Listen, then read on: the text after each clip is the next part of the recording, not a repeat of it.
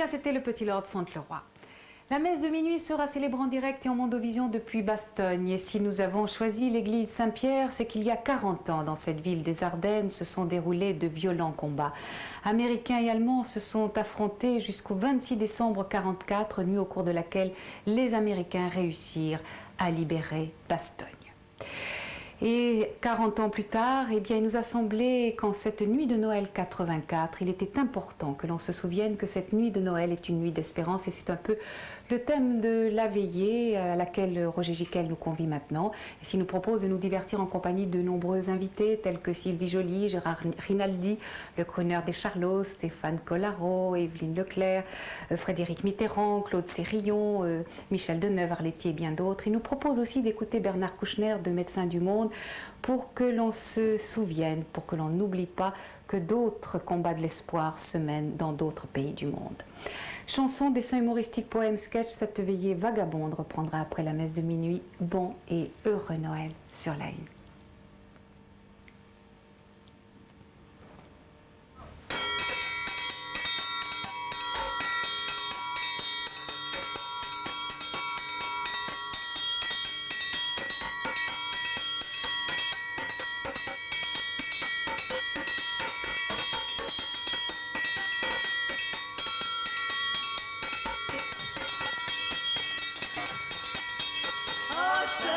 Veux-tu venir danser dans la Louisiane, dans les bayous, je te donnerai rendez-vous. On ira chanter du gumbo et puis je prendrai mon dobro. Il bravo, il fera chaud pour aller au bar.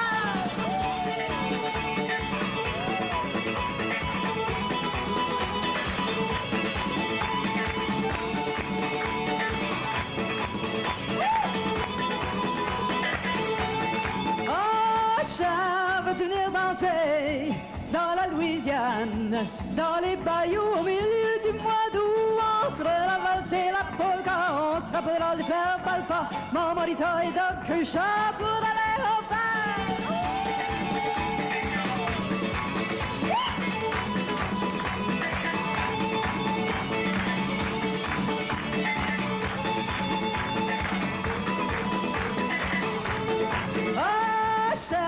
Veux-tu venir danser dans la Louisiane, dans les bayous, je te donnerai rendez-vous dans le rythme et le tempo.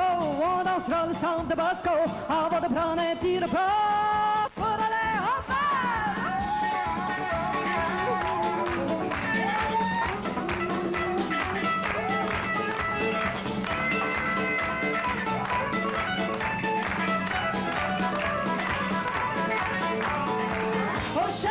Danser, au chat, veux-tu venir danser, au chat, veux-tu venir danser, au chat, veux-tu venir danser.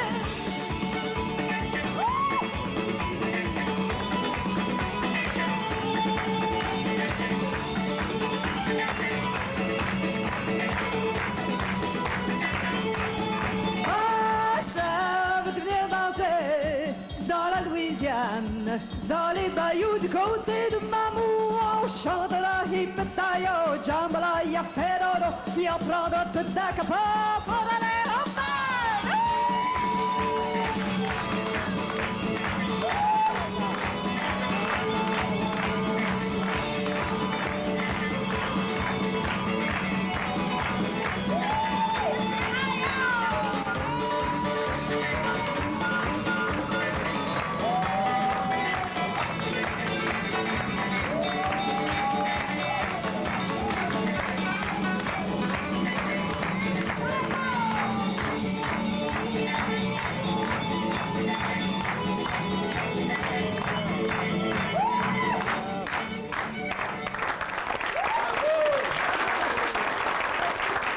Merci Edith.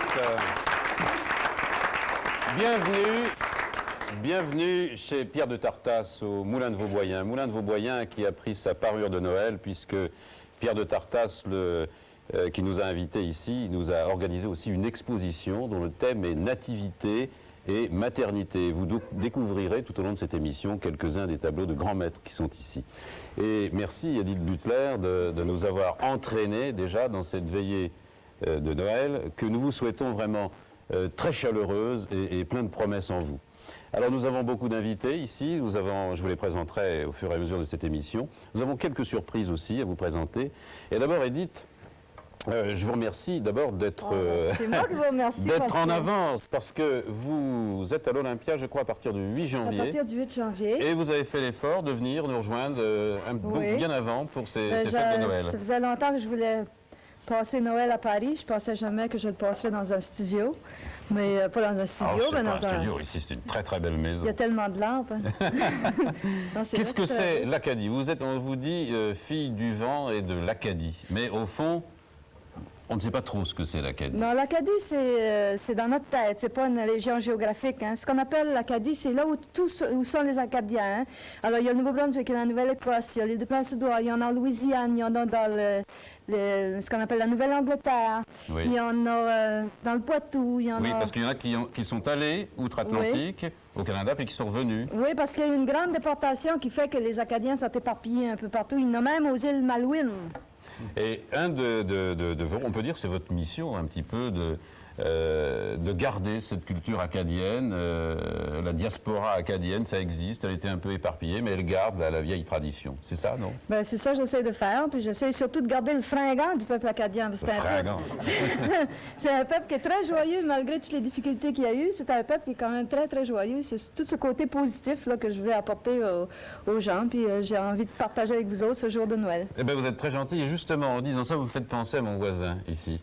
Oui. Qui, lui aussi, malgré toutes les tristesses du monde, c'est quelqu'un qui porte la joie en son cœur et qui veut essayer de la transmettre. C'est Bernard Kouchner, que vous ne connaissez pas, mais que je vous présente. Acadie, je vous ai trouvé bleue et belle. Ah, merci beaucoup! Bernard Kouchner, ça a été un des fondateurs des Médecins sans frontières, aujourd'hui Médecins du monde. C'est pas vraiment pour ça que je l'ai invité, c'est parce qu'à mes yeux, il représente toutes les organisations, enfin tous les hommes en fait, ce que vous appelez les nouveaux militants, qui ont une ambition, c'est la solidarité.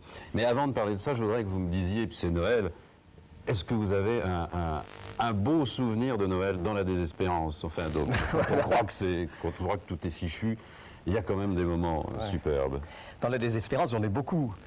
Au Biafra en 68, bon, il y a beaucoup de Noël de désespérance. D'ailleurs, les meilleurs Noëls sont ceux à venir.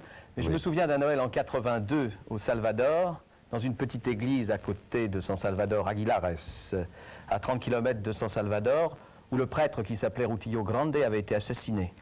Alors c'est en effet la désespérance. Il avait été un des premiers assassinés et un de nos amis, Yon, qui se cachait, est venu célébrer la messe de Noël. Et l'église était ouverte et il y avait des paysans partout, dehors. Et après les paysans, il y avait des gens moins gentils, des commandos d'extrême droite qui attendaient le prêtre à la sortie. Et c'était évidemment très émouvant en raison du lieu, mais aussi parce que cette église était très belle. Et nous avons dû partir aussitôt après la messe de Noël par l'arrière et nous enfuir dans la montagne où là, ça n'est plus Yon, mais notre ami Jacques Leclerc, le chapelain de Notre-Dame, qui a célébré la messe dans la montagne. Et pour moi qui suis athée, c'était doublement émouvant, à la fois par la foi qui se dégageait et le courage de ces prêtres du Salvador. Vous m'avez demandé un souvenir par guerre, voilà. Oui, mais en fait, c'est aussi un souvenir positif. Vous l'êtes positif. Bah, d'abord, ça va bien mieux au Salvador et on peut célébrer la messe partout. Je pense en ce moment qu'ils le font et en effet, c'était donc positif. Je vous proposais tout à l'heure un certain nombre de surprises. Eh bien, on va commencer par quelqu'un que vous connaissez tous. C'est Évelyne Leclerc. Évelyne Leclerc, elle présente avec beaucoup de talent les programmes de télévision. Mais elle a accepté, comme beaucoup d'autres journalistes, producteurs et aussi amuseurs, vous les verrez tout à l'heure, elle a accepté de nous faire un petit cadeau de Noël. Bon, comme il travaille beaucoup pendant les fêtes, on a été chercher ce cadeau de Noël sur les lieux de travail. Et on a été chercher Évelyne Leclerc chez elle, et elle nous dit un petit poème que vous allez tous reconnaître. Vous connaissez la musique de ce texte que j'ai choisi dans ce livre. Écoutez, il y a déjà une surprise dans ce livre.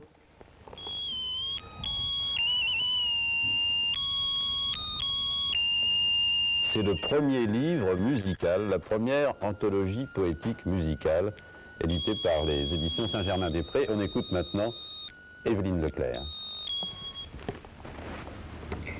3 anges sont venus ce soir m'apporter de bien belles choses. L'un d'eux avait un encensoir, l'autre avait un chapeau de rose, et le troisième avait en main une robe toute fleurie de perles d'or et de jasmin, comme en a Madame Marie. Noël, Noël, nous venons du ciel t'apporter ce que tu désires. Car le bon Dieu, au fond du ciel bleu, est chagrin lorsque tu soupires. Veux-tu le bel encensoir d'or, ou la rose éclose en couronne? Veux-tu la robe, ou bien encore un collier où l'argent fleuronne? Veux-tu des fruits du paradis, ou du blé des célestes granges?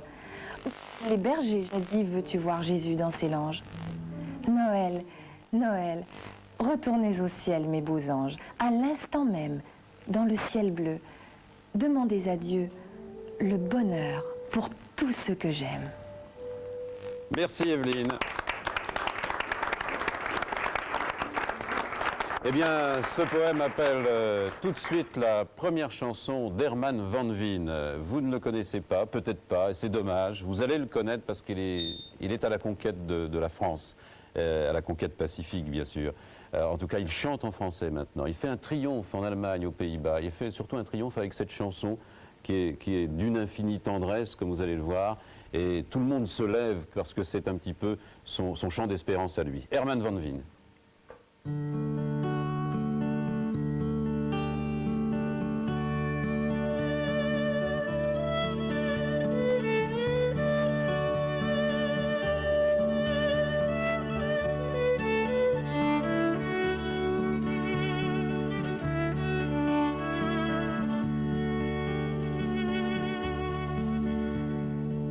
J'éprouve une infinie.